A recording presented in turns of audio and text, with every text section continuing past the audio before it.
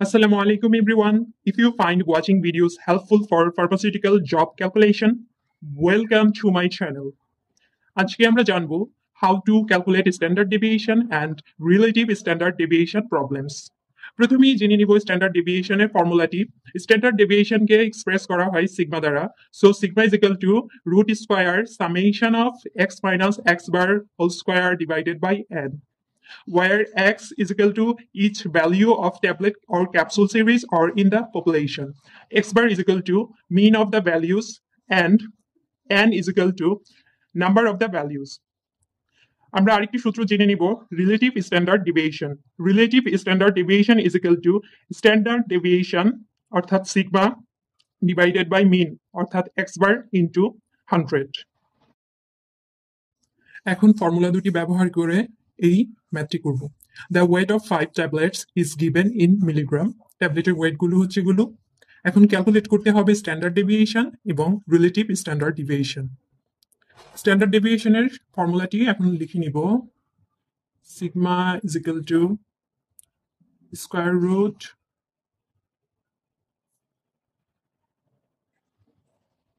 Summation of x minus x bar whole square divided by n। এখানে n হচ্ছে 5।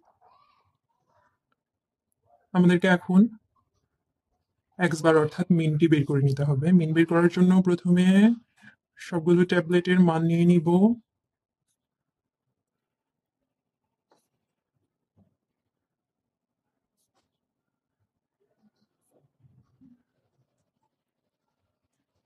আর যেহেতু 5টি ট্যাবলেট তাই 5 দিয়ে ভাগ করব।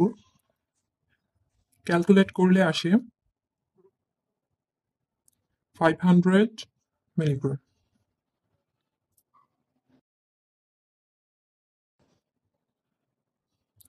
x মাইনাস x বারের মান বের করে নিব। x মাইনাস x বার স্কয়ারের মানটি বের করে নিব। তাহলে প্রথম ট্যাবলেটটির জন্য হবে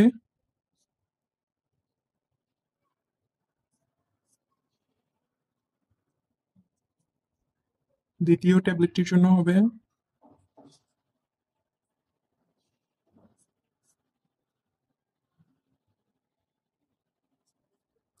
থার্ড ট্যাবলেটটির জন্য হবে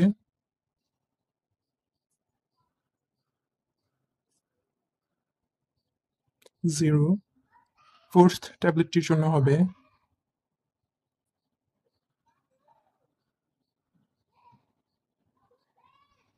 4 and ফিফথ ট্যাবলেটটির জন্য হবে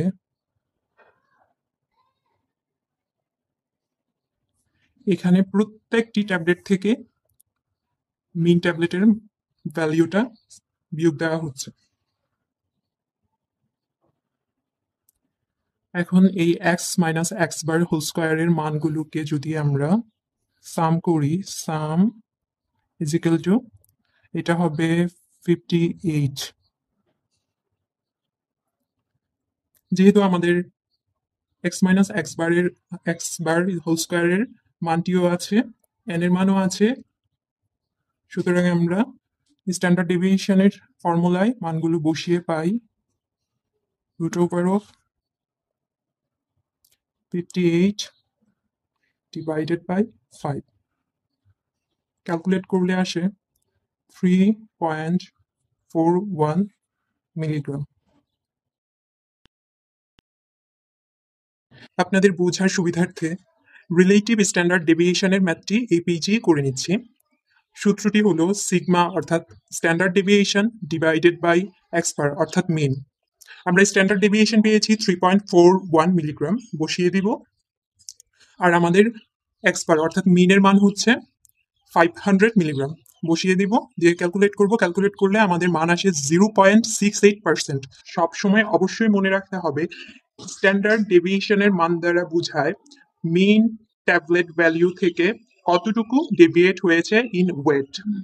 আর রিলেটিভ স্ট্যান্ডার্ড ডেভিয়েশনটি হচ্ছে মিন ট্যাবলেট থেকে কতটুকু ওয়েট ডেভিয়েট হয়েছে ইন পার্সেন্টেজ। ধন্যবাদ সবাইকে।